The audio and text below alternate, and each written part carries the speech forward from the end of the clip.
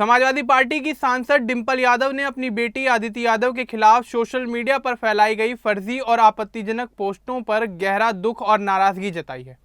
आदिति की तस्वीरों में छेड़छाड़ कर भ्रामक आरोप लगाए गए, जिससे पूरा परिवार परेशान है। डिंपल यादव ने इसे राजनीतिक साजिश बताया और कहा कि यह राम मंदिर से जुड़े मुद्दों से ध्यान भटकाने की कोशिश है। उन्होंने सभी से बेटियों के सम्मान की रक्षा करने की अपील की। उत्तर प्रदेश पुलिस ने शिकायत पर एफआईआर दर्ज कर जांच शुरू कर दी है।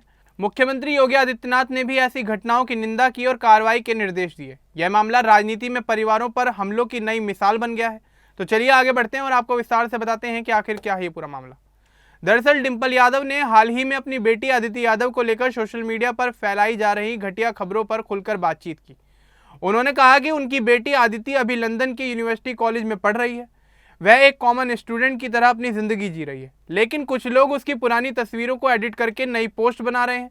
इन पोस्टों में झूठे दावे किए गए हैं, जैसे आदिति ने घर से 7 करोड़ रुपए चुराए और किसी दोस्त के साथ भाग गई। डिंपल ने इन सभी बातों को पूरी तरह बेबुनियाद और गलत बताया।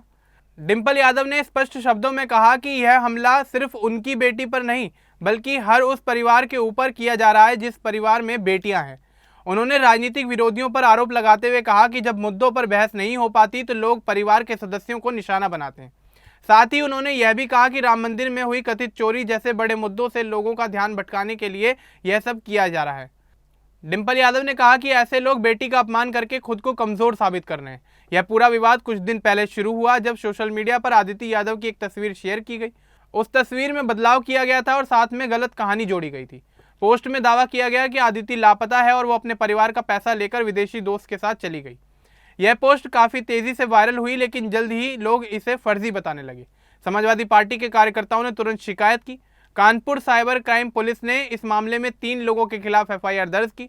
शिकायतकर्ता में समाजवादी पार्टी के प्रवीण यादव शामिल थे। पुलिस अब इन पोस्ट को बनाने और फैलाने वालों की पहचान कर रही है। लखनऊ और अन्य जगहों पर भी शिकायतें दर्ज हुई हैं। डिंपल यादव ने पुलिस से जल्दी कार्रवाई करने की मांग की। मुख्यमंत्री योगी आदित्यनाथ ने इस घटना पर अपनी प्रतिक्रिया देते हुए कहा कि किसी की बेटी का अपमान बर्दाश्त नहीं किया जाएगा। उन्होंने पुलिस को निर्देश दिया है कि ऐसे सभी मामलों में तुरंत एफआईआर दर्ज हो और दोषियों पर सख्ती से कार्रवाई हो। योगी ने कहा कि बेटी बेटी होती है, चाहे किसी भी परिवार की क्यों ना हो। उनका यह बयान पूरे मामले में संतुलन बनाने वाला रहा। अखिलेश यादव ने भी इस पोस्ट पर दुख जताया और उन्होंने कहा कि राजनीति में लड़ाई मुद्दों की होनी चाहिए, परिवार की नहीं। शिवपाल यादव जैसे अन्य नेताओं ने भी परिवार की एकजुटता दिखाई। समाजवादी पार्टी के कई सांसद और विधायक इस मुद्दे पर एकजुट हो गए हैं। उन्होंने विपक्षी दलों से भी समर्थन मांगा। डिंपल यादव ने आगे कहा कि आदिति ने चुनाव के समय अपनी मां के लिए प्रचार किया था। वह गांव-गांव जाकर लोगों से मिली और वोट मांगे। उस समय लोग उसे प्यार से देख रहे थे। अब उसी बच्ची को निशाना बनाया जा रहा है। उन्होंने युवा लड़कियों को सशक्त बनाने की बात कही और कहा कि सोशल मीडिया का दुरुपयोग बंद होना चाहिए। पुलिस जांच में पता चला कि कई पोस्ट फेक अकाउंट से किए गए। कुछ तस्वीरें एआई टूल से बनाई गई लगती हैं। विशेषज्ञों ने पुष्टि की कि मूल तस्वीरों में बदलाव किया गया था।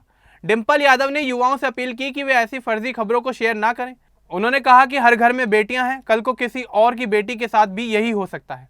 यह मामला उत्तर प्रदेश की राजनीति में परिवारों पर हमले की बढ़ती प्रवृत्ति को दिखाता है। पहले भी कई नेताओं के परिवारों को निशाना बनाया गया है। डिंपल यादव ने कहा कि लोकतंत्र में विरोध होना चाहिए, लेकिन सीमा में रहकर। चरित्र हनन और झूठे आरोप लोकतंत्र की भावना के खिलाफ हैं। समाजवादी पार्टी की लीगल टीम भी अब कोर्ट में इस मामले को उठाने की तैयारी कर रही है। वे आईटी एक्ट की धाराओं के साथ मानहानि के केस की बात कर रहे हैं। डिंपल यादव ने मीडिया से भी अपील की है कि वे जिम्मेदारी से खबर चलाएं और फर्जी कंटेंट को बढ़ावा ना दें। आदिति यादव खुद इस विवाद से दूर रही हैं। फिलहाल वह अपनी पढ़ाई पर फोकस कर रही हैं। परिवार का कहना है कि वह मजबूत हैं और ऐसी बातों से प्रभावित नहीं होती। लेकिन मां के रूप में डिंपल यादव का दर्द साफ तौर पर दिखाई दिया।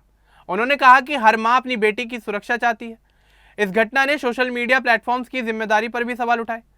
कई लोग कह रहे हैं कि कंपनियों को फेक कंटेंट पर ज़्यादा नजर रखनी चाहिए। उत्तर प्रदेश सरकार ने साइबर सुरक्षा को और मजबूत करने की बात कही। डिंपल यादव के बयान के बाद कई महिला संगठनों ने समर्थन जताया। उन्होंने कहा कि महिलाओं और लड़कियों के खिलाफ ऑनलाइन उत्पीड़न बढ़ रहा है। सभी पार्टियों को मिलकर इसे रोकना चाहिए। कांग्रेस और अन्य विपक्षी दलों ने भी इस मामले की निंदा की। कुल मिलाकर यह मामला राजनीतिक प्रतिद्वंदिता की सीमा लांघने का उदाहरण है।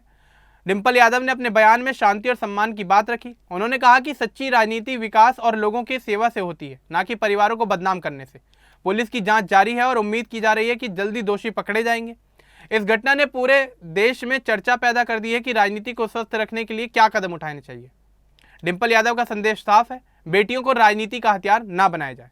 अब इस पूरे मामले को लेकर आपका क्या कुछ कहना है हमें कमेंट बॉक्स में जरूर बताएं। बाकी इस तरह की और अपडेट्स के लिए हमारे चैनल को सब्सक्राइब करना ना भूलें। धन्यवाद।